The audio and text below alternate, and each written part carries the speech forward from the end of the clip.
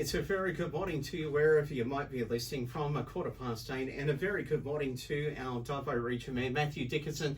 Whoa, you're so close. I've never been this close to you before. We've got Keegan behind the controls, and Matt's right next to me. Hello, Matt. It looks a bit flash now in the Zoo FM studios. We've got a producer to help run the show with you. So that's because they have no confidence in me. Is it better if I take these off? It frees you up just to do what you do best, yes. Brett, which is just talk to me. Talk and then to you. Keegan can run the desk and everything. I know. Well, hopefully this time next fortnight, Keegan will be doing this interview, not me. Well, that'd be fantastic. That'd be okay? I was about to say that'd be fantastic. Not saying that it's not great with you, Brett, but it's always good to welcome new people to Dubbo. So welcome, Keegan, officially. You've got the official welcome to Dubbo. And thank you for coming along and helping out Brett. Which is nice, yes, I do appreciate that. And whilst we're talking about it, new residence nights are important with council. I know we weren't going to talk about that, but for someone like Keegan that's just relocated, pretty important to get to know other people, other professionals in town. What it does is gives people the welcoming approach that we have in Dubbo. So not many communities have new resident nights where we say, if you've moved to Dubbo, and we hold them about every 6 months, so if you've moved to Dubbo in the last 6 months, come and just be welcomed. And it's a great opportunity just to officially be welcomed. Not everyone gets the individual welcome like Keegan just got. No. But also, it's exactly as you talked about there, other groups, other people get to talk to each other, get to work out what's happening in the city. We have a variety of community groups that sit around and say, come and join us if you want to play tennis or pickleball, or if you want to get into Rotary, whatever it might be. Yeah. Just really to show that this community has got its arms wide open to welcome new people to the community. I'll try not to hold a grudge. I never got a welcome like that. I don't remember, but that's okay. I get Well, here's the rule, Brett. If you've moved over the last 6 months, or you haven't been to a new residence night, you're welcome. So you're welcome to the next new residence night, okay? I'm not a new resident. That's a shame. Hey, let's talk about applications for the next round of funding for community grants. These are really important, and why are they important? Well, one of the things that I love about these community grants, and applications open on the 1st of February, they go through for the 29th of February. I don't get to say that very often. Once every 4 years, something will happen like that. So those applications are open, and we've got two different funds. One is the General Community Fund, and that's open to not-for-profit organisations, various community organisations in the entire LGA. And the other one is the Badengra Community Fund. Now that's involved with the wind farm in Wellington. Now that's specific to the Wellington district. So they're two separate funds, and again, council administers those, but the money comes from two different sources. One of the things that I love when we go through that process and then we get to hand out the money to those different organisations is I put those organisations on the spot and I say, here's your cheque. Yes, you've got the money, but just to the assembled audience here, tell us what you do.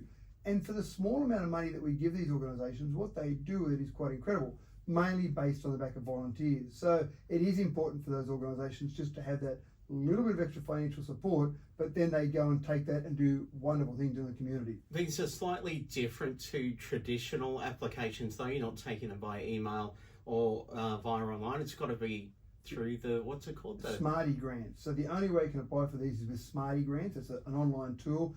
And it's a tool we've been using for a little while now. And in fact, other councils are doing it across the state as well. It just makes it a more streamlined process. So you can't just fill in a bit of paperwork. You can't send an email in. You've got to go via the Smarty grants process. And it does make it better.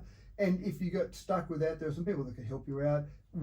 Council can't help you fill in an application because obviously there'd be a slight conflict there that we filled in an application that then we judge whether or not it's a worthy application. But you could ask some technical advice if there's something along those lines or something wasn't working, you could ask that. But there are organisations out there in the community that do help not-for-profits fill in some of those applications as well. So if you're involved in an organisation that's doing something good in the community, then absolutely go and look at those two separate funds. There are specific criteria, as you've already mentioned, but it's not hard, is it?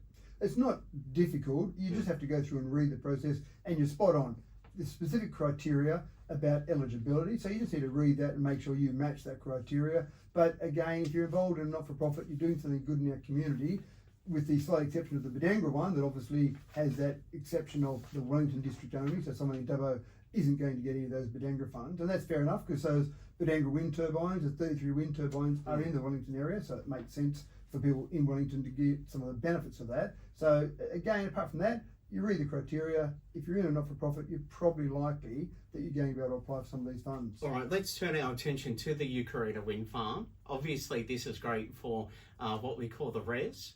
Yeah, so it's an interesting one. It's a bit confusing for some people as well. We had a public meeting in Eucarina last week, and this is specifically, there's a new wind farm being proposed around that area. It's called the Kerrs Creek Wind Farm, but it's right beside Eucarina. There's not much distance between Eucarina and Kerrs Creek. Okay. The proponent putting that forward is a company called RES.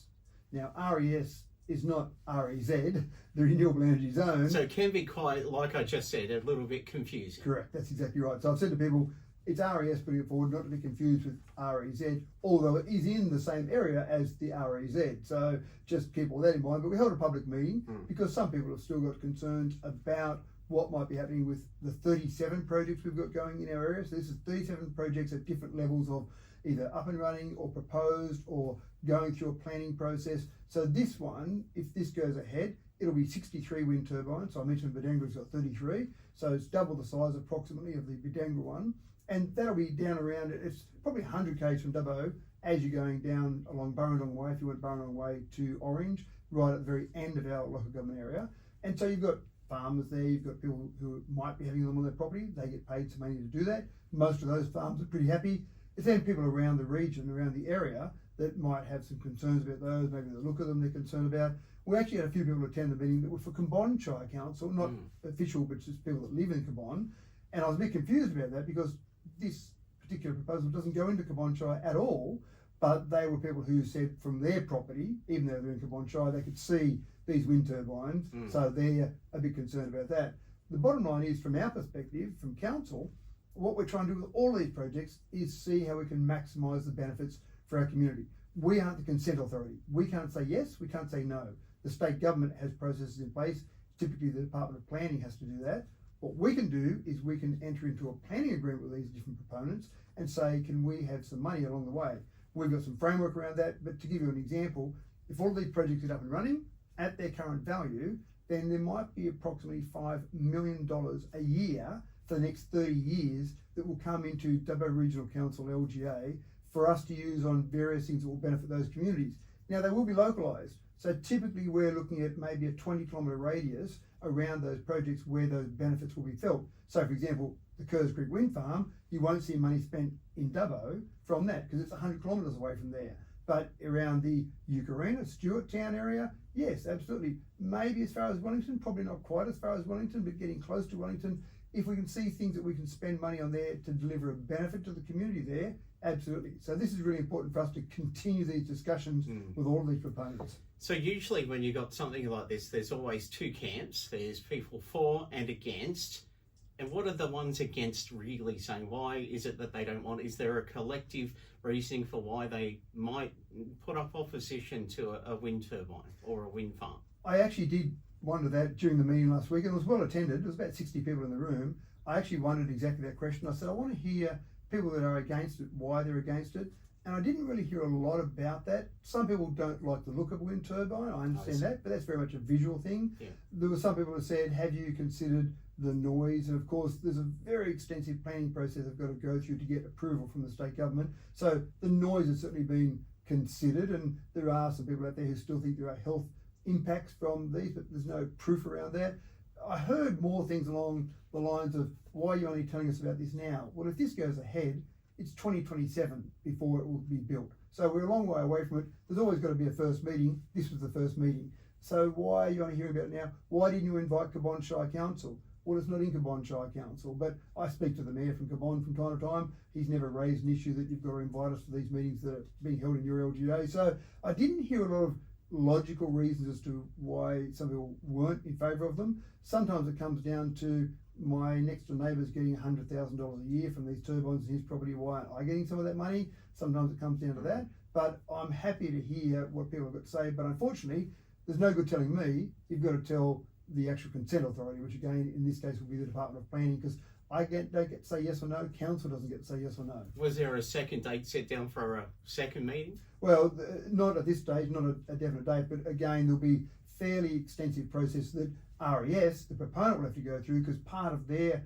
proposal has to involve community consultation. We, as in terms of council, were there basically because our community said we'd like to have a public meeting. RES was the main proponent there, or the only proponent, but they were presenting information on it, and we were there as well just to put some context around it. So there'll be another meeting, there'll be many more meetings around that whole area there. Again, it'll be something that the community needs to just understand what's happening there, but also understand the benefits. That's the big thing from my perspective. All right, just quickly, Dreamfest. Let's So talk about that. If you can truncate that, that'd be nice. sure, a couple of quick things there. We had a workshop during the week. Now, at workshops, we discuss things, we don't make any decisions. One of the things we discussed was Dream. We've put $40,000 a year into Dream since 2011, when Dream first started. And I found a newspaper report when I was quoted as Dubbo City Council Mayor back in the 2015-16 year. And in that particular one, we talked about the fact that this was the last year we'd fund Dream, because Dream now has had enough years of funding, it needs to stand on its own 2 feet. Of course, then amalgamation happened, then pandemic happened. We funded it again last year. The big decision for councillors now is, do we continue to fund it? Do we increase the funding? Do we decrease the funding? Do we take away the funding altogether? At the moment, it's not being run by a committee, it's now being run by council. Do we put it back in the hands of a committee? Lots of discussion around Dream. It's a great lantern parade we have, but we've said to all of our staff, every single dollar we spend, we want to keep an eye on that, because we don't want to go and put rates up to some exorbitant amount like some councils are doing. What can we do at every single level? And this is another one of those. We've got to have a good hard look at it. Yeah, definitely. All right, we'll catch up with you in a fortnight. I thank you for coming in. It may not be me, it may be our new bloke, Keegan, and I'll get to talk to you. But I look forward to that. I look forward to Keegan being totally on top of everything to do with council. You'll look after him, won't you? Absolutely. All right, thank you very much. Guys, Sebastian here this morning, and I chose good. 8:26 on Zoom.